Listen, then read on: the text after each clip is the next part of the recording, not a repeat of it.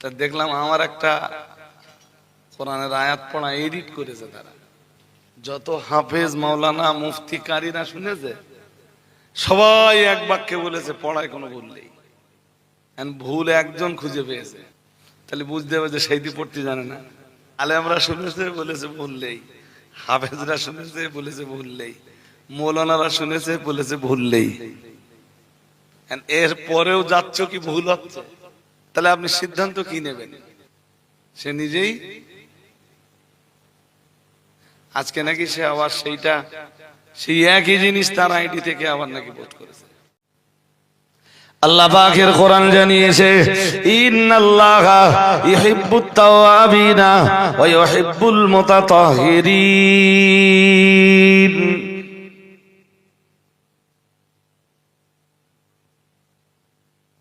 এই চতুর্দিকে সব কোরআন পড়ার ভুল ধরাধরি হচ্ছে না? হ্যাঁ না বলেন? হ্যাঁ, তা দেখলাম আমার একটা কোরআনের আয়াত পড়া এডিট করেছে তারা। যত হাফেজ মাওলানা মুফতি কারীরা শুনেছে সবাই এক বাক্যে বলেছে পড়ায় কোনো ভুল নেই, পড়ায় ভুল একজন খুঁজে পেয়েছে, তাহলে বুঝতে হবে যে সেইটি পড়তে জানে না।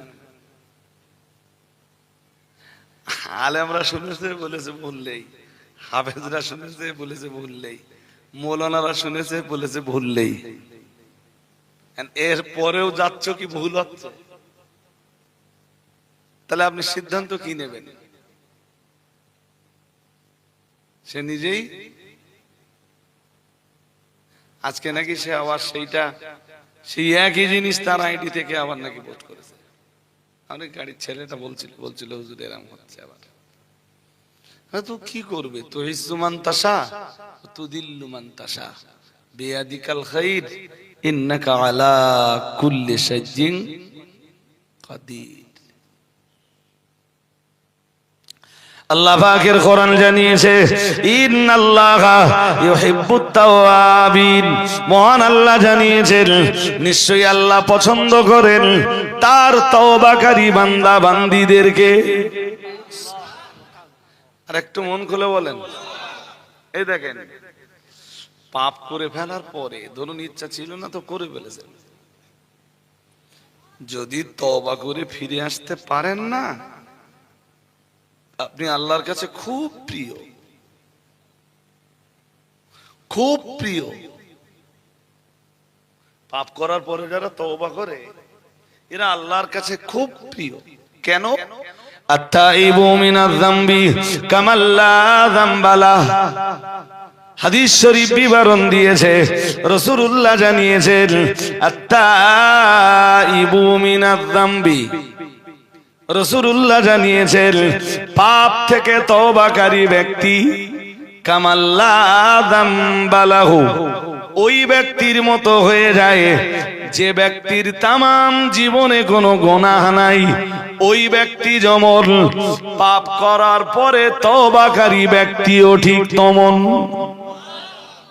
আর একটু মন খুলে বলেন, কোরআনে তো আল্লাহ বলেই দিয়েছেন, আমরা তো তওবার কথা প্রায় ভুলেই যাচ্ছি।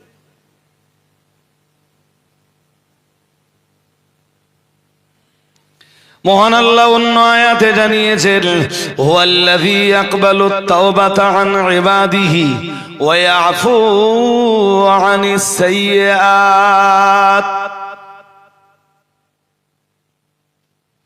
হুয়াল্লাযী ইয়াকবালুত তাওবাতা আন ইবাদিহি। মহান আল্লাহ জানিয়েছেন হুয়াল্লাযী ইয়াকবালুত তাওবাতা, তিনি তওবা কবুল করে নেন আন ইবাদিহি, তার বান্দাদের থেকে। অর্থাৎ তার বান্দারা পাপ করার পরে তওবা করলে মহান আল্লাহ বান্দাদিগের তওবা কবুল করে নেন। ওই পর্যন্ত বলে আল্লাহ স্টপ করে দেননি। মহান আল্লাহ আবার বললেন ওয়া ইয়াফু আনিস সাইয়্যাত। মহান আল্লাহ বললেন, পাপ করার পরে বান্দা যখন তওবা করে, তওবার কারণে বান্দার গুনাহ রাশি আমি মার্জনা করে দেই।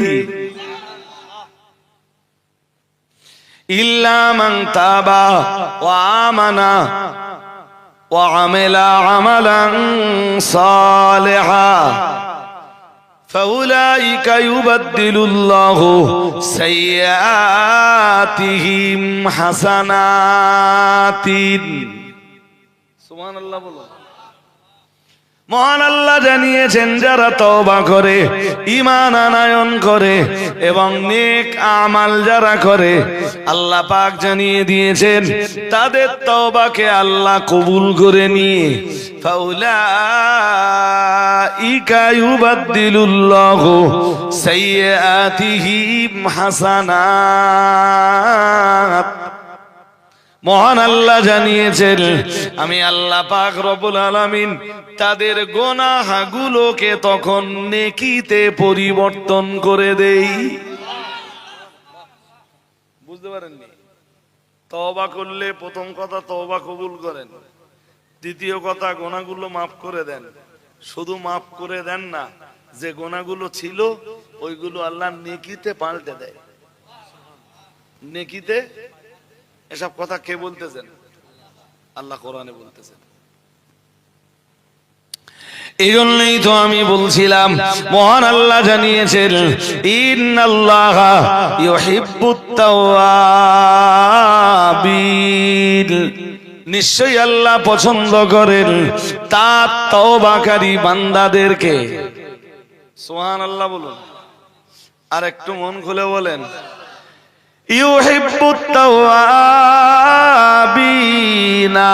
ওয়া ইউহিব্বুল মুতাতাহহিরিন, আর মহান আল্লাহ পছন্দ করেন তার পবিত্রতা অর্জনকারী বান্দা বান্দীদেরকে। কাদের কাদের পছন্দ করেন? দুই শ্রেণী। কয় শ্রেণী? প্রথম শ্রেণী যারা কি করে? তওবা করে। দ্বিতীয় শ্রেণী যার পবিত্রতা যত বেশি সে আল্লাহর কাছে তত পেয়ারা। সুবহানাল্লাহ বললেন না? যার পবিত্রতা যত বেশি সে আল্লাহর কাছে কি, যে সব সময় উজুতে থাকে, ও আল্লাহর কাছে আরো বেশি প্রিয়। নামাজের সময় না, তা উজু নষ্ট হয়ে গেছে, তা উজুটা কোন দিলে? ভালো না খারাপ? জোর করে বলে না। এদেরকে কে পছন্দ করে? আল্লাহ। আল্লাহ। তাহলে পরিচ্ছন্নতা অবলম্বনকারী, পবিত্রতা অবলম্বনকারীদের আমার আল্লাহ পছন্দ করেন। এটা হলো আমার আল্লাহর দেওয়া ওহীর ইলম। কিসের ইলম? কিন্তু গোটা পৃথিবীতে তো চলে সভ্যতার নামে চরম এক অসভ্যতা। সেটা হলো পেশাব পায়খানা কেবলমাত্র টয়লেট পেপার দিয়ে হালকা মুছে ফেলা। শীতকাল তো, পায়খানার পরে পৃথিবীর বহু মানুষ আছে যারা পানি নেবে না, তো পানি ব্যবহার করবে না, ওই টিস্যু পেপার আছে, ওই দিয়ে মুছে ফেলতে হবে, ব্যাস।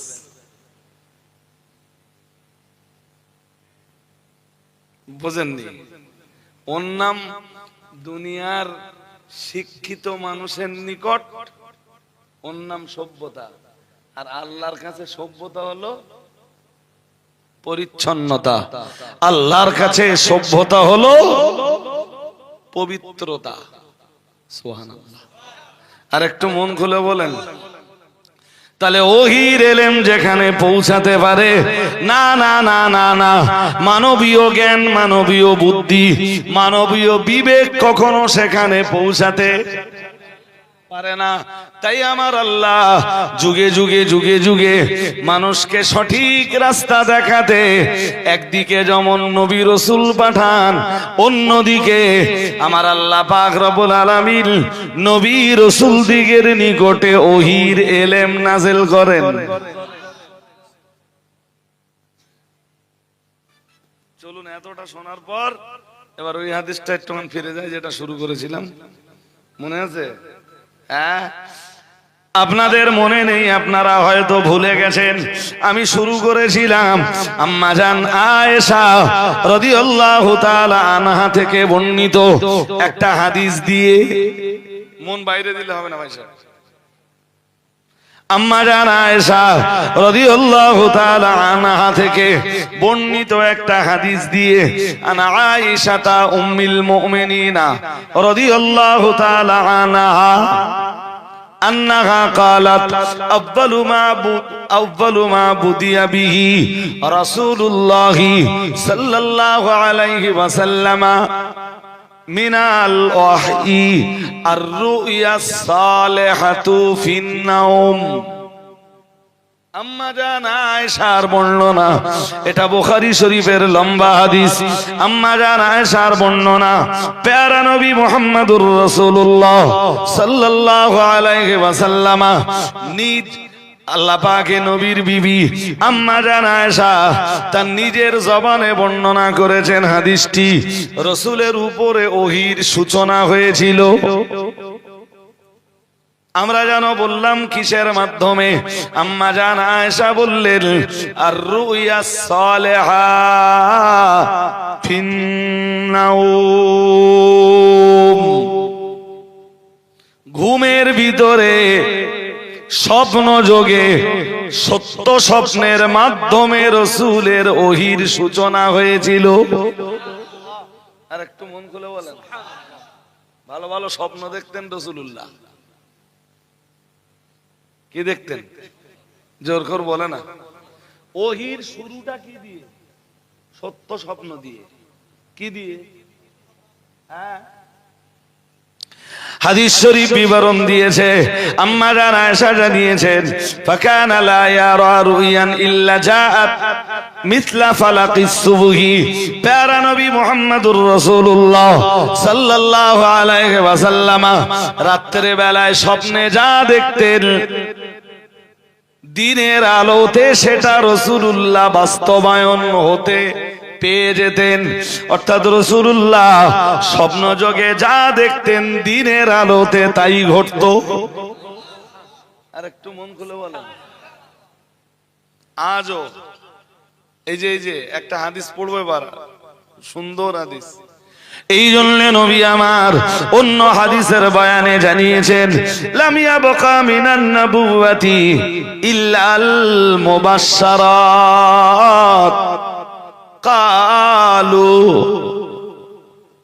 قالوا يا رسول الله وما المبشرات؟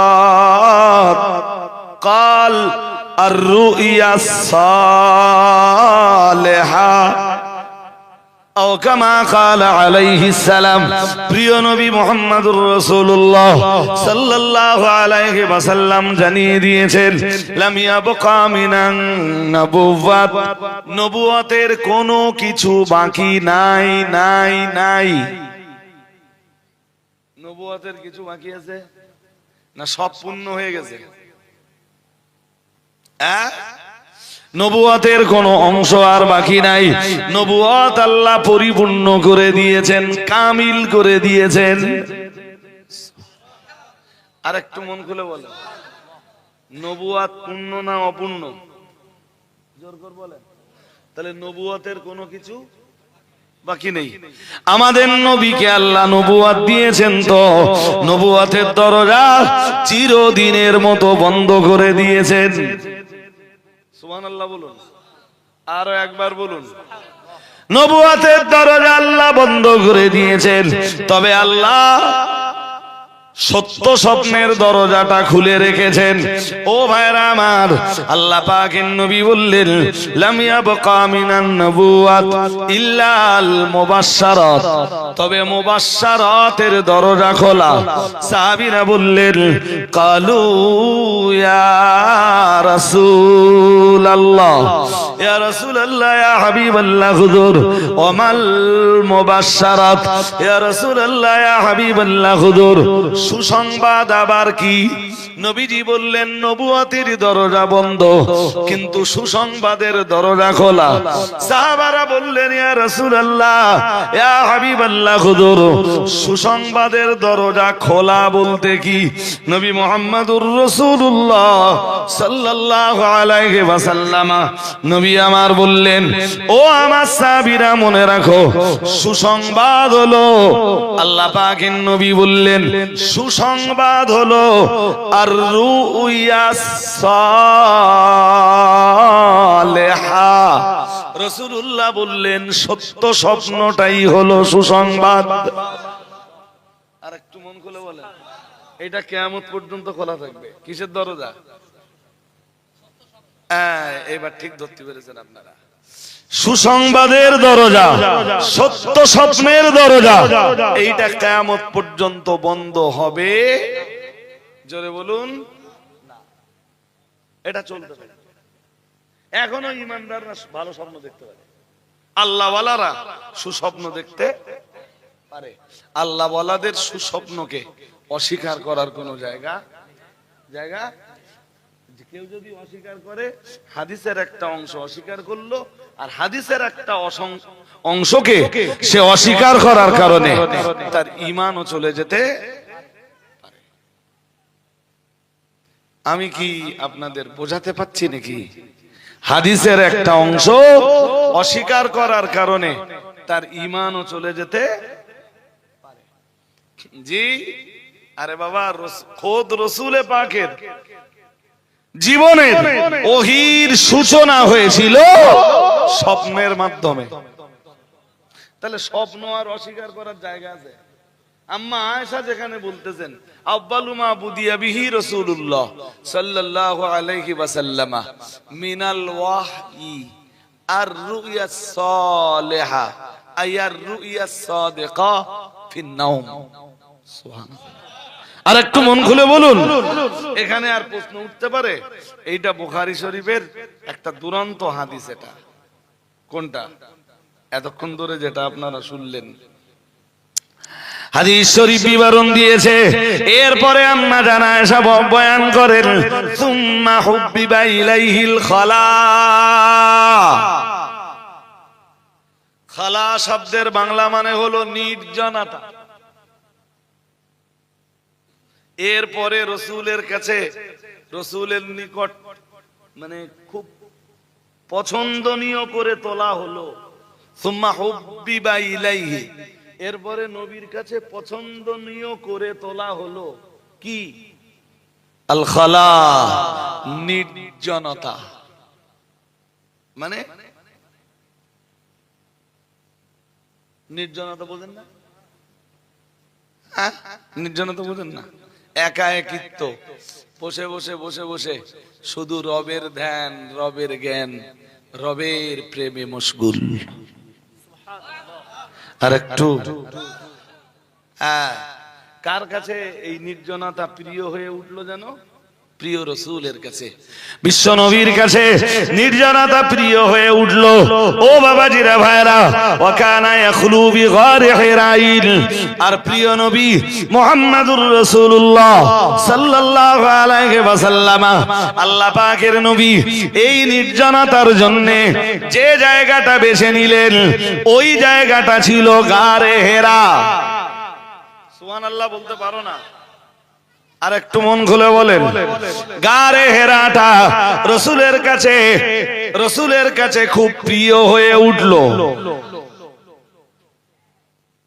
ওই পাহাড়ের মাথায় যে রাসূলুল্লাহ, ওই পাহাড়ের এক গুহা, তার নাম গারে হেরা।